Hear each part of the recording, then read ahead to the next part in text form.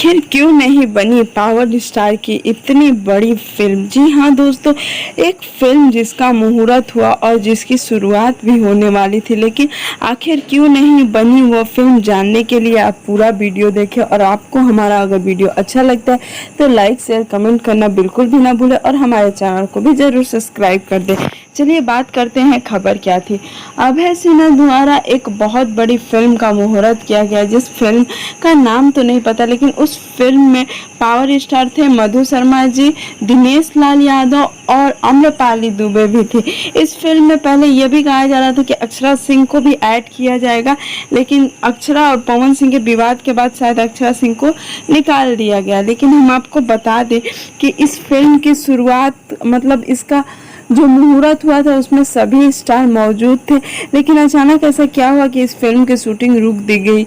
बता दें कि कहा यह जा रहा था कि इस फिल्म के कुछ सीन की शूटिंग ऑस्ट्रेलिया में होगी, जिसमें पावर स्टार मधु शर्मा, दिनेश लाल यादव, आम्रपाली दिखेंगे। लेकिन कहीं ना कहीं उस फिल्म का इंतजार सभी भोजपुरी के फैंस कर रहे थे, लेकिन उस फिल्म के बारे में ज़्यादा जानकारी हमें नहीं मिल पाई।